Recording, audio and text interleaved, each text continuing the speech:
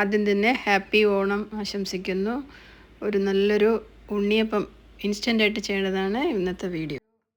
ഉണ്ണിയപ്പത്തിനുള്ള മിക്സാണ് കൊണ്ടുവന്നിരിക്കുന്നത്.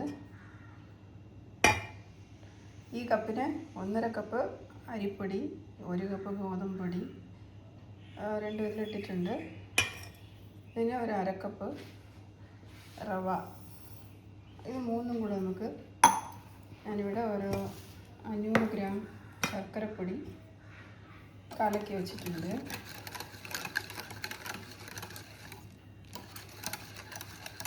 ഈ ശർക്കര പാനി ഒഴിച്ച് അത് നല്ലവണ്ണം മിക്സ് ചെയ്തെടുക്കണം. പിന്നെ ഇവിടെ കുറച്ച് ഏലക്ക എടുത്തിട്ടുണ്ട്. അത് നമുക്ക് പഞ്ചസാര ഇട്ട് പൊടിച്ചെടുക്കാം. അതെല്ലാം ഇതിൽ ചേർക്കാനുള്ളതാണ്.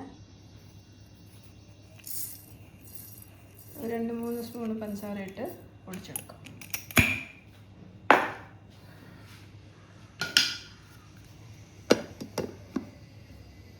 പൊടിക്കുമ്പോൾ ഈ തോലിവിടെ മേലെ വരും. ഇല്ലാന്നുണ്ടെങ്കിൽ അതിൻ്റെ തോല് മാത്രം, അതിൻ്റെ കുരു മാത്രം പൊളിച്ചെടുത്തിട്ട് ഇടുകയും ചെയ്യാം. മേലെ കുറച്ച് തോല് വന്നാൽ എടുത്ത് നമുക്ക് മാറ്റി വയ്ക്കാം, കളയാതെ. അത് എടുക്കേണ്ട ആവശ്യമില്ല. കുറച്ചൊക്കെ കിടന്നാൽ പ്രശ്നമില്ല. അതും കൂടെ നമുക്ക് ഈ മാവിലേക്ക് ഇടാം. കുറച്ച് മതി, അധികം വേണ്ട. എന്നിട്ട് ഈ ശർക്കര പാനി അതിലേക്ക് ഒഴിക്കാം.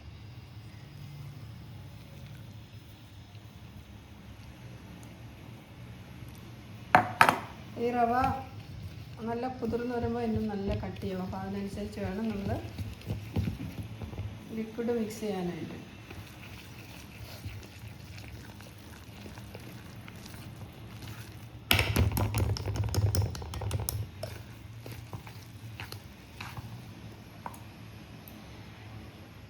ഒക്കെ മിക്സ് ചെയ്തെടുക്കാം. നല്ല ഒരു ഇഡ്ഡലി പരുവത്തിന് മിക്സ് ചെയ്യണം. റവ ഇട്ടതുകൊണ്ട് ചിലപ്പോൾ കുറച്ച് റഫായിട്ടുണ്ടാവും. അതുകൊണ്ട് ഞാൻ ഒരു 1/4 ഗ്ലാസ്സിന് മൈദ കൂടെ ചേർത്തിട്ടുണ്ട്.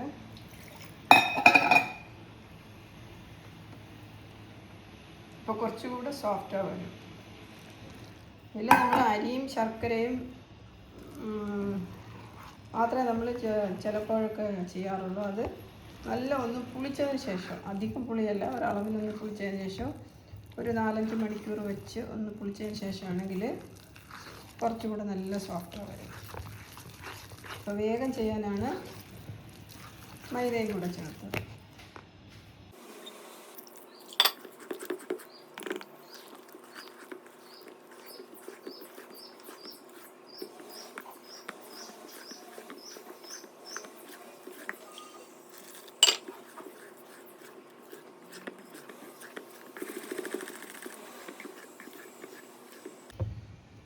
ഈ രീതി ആയിക്കഴിഞ്ഞാൽ ഇനി ഇതിലേക്കൊരു സാധനം കൂടി ഇടണം.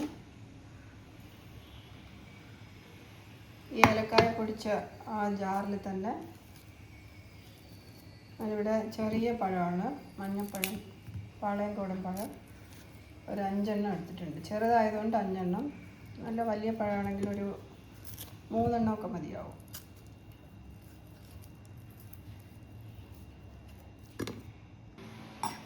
ഇനി ഇതിനെ നമുക്ക് നന്നായിട്ടൊന്ന് അരച്ചെടുത്തിട്ട് വരാം. അരച്ചിട്ട് വന്നോ ഇതിലേക്ക് നമുക്ക് മിക്സ് ചെയ്യാം.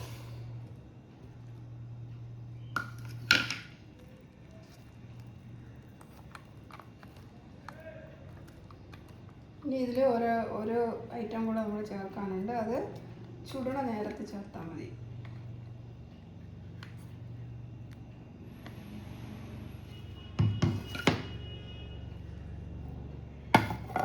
ഇത് കലക്കിയിട്ട് ഒരു 3 മണിക്കൂർ വച്ചേക്കാം. നമുക്ക് നല്ല ഒന്ന് ചെറുതായിട്ടൊന്ന് പൊടിക്കണം. അപ്പോഴാണ് ഉണ്ണിയപ്പം ഒന്ന് നല്ല സോഫ്റ്റ് ആവുന്നത്.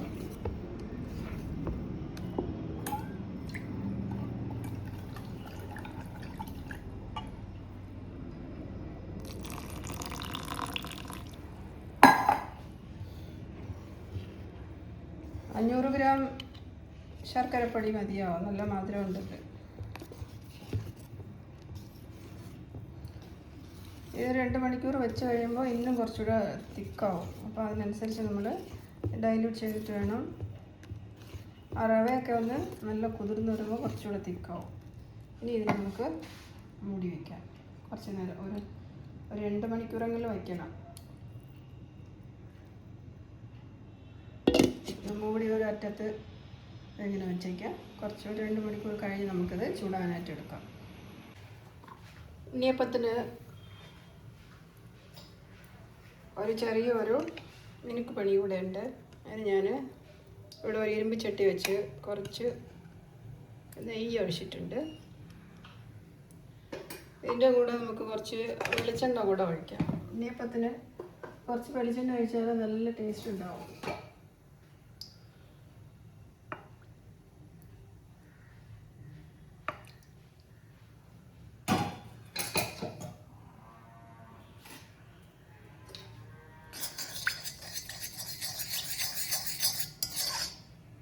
ഒന്ന് ചൂടായി കഴിഞ്ഞാൽ ഞാനിവിടെ കുറച്ച് തേങ്ങ ചെറുതായിട്ട് അരിഞ്ഞു വെച്ചിട്ടുണ്ട്.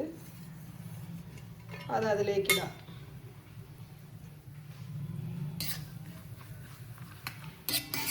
ചെറുതായിട്ടൊന്ന് ചുമന്ന കളർ വരുമ്പോൾ ഇത് നമുക്ക് ഉണ്ണിയപ്പത്തിൻ്റെ മാവിലോട്ട് ഇട്ട് കൊടുക്കാം. ഇത് മുക്കാലൊന്ന് വെന്തിട്ടുണ്ട്. അധികം ആയാലും അതിൻ്റെ കളർ മാറിപ്പോയി. നമുക്കിത് മാവിലോട്ട് ഒഴിക്കാം.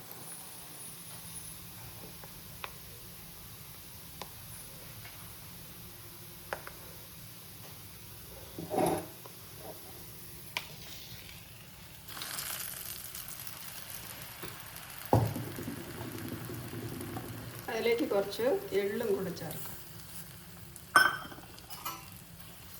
എല്ലാം നല്ല മിക്സ് ചെയ്തിട്ട് നമുക്ക് ഉണ്ണിയപ്പച്ചട്ടി വെച്ച് കുറച്ച് ഉണ്ണിയപ്പം ചുട്ടെടുക്കാം.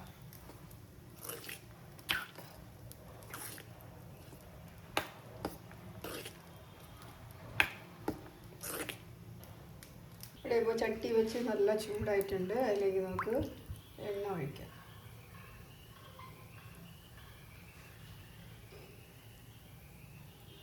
എണ്ണ നല്ല ചൂടാവണം.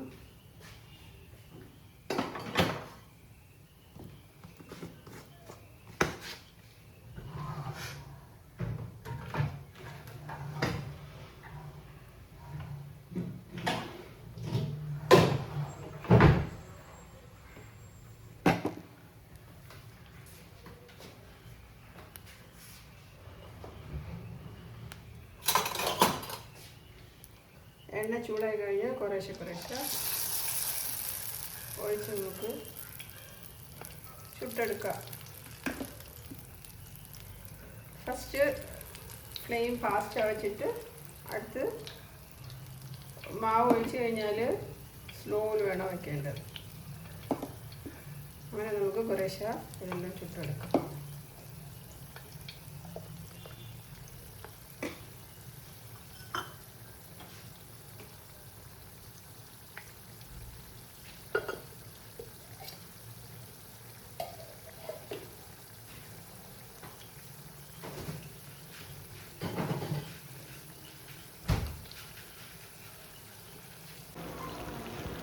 അപ്പോൾ ഇൻസ്റ്റൻറ്റ് ഉണ്ണിയപ്പം വേഗം തന്നെ ഒരു 2 മണിക്കൂർ കൊണ്ട് എല്ലാം റെഡിയായി കഴിഞ്ഞു.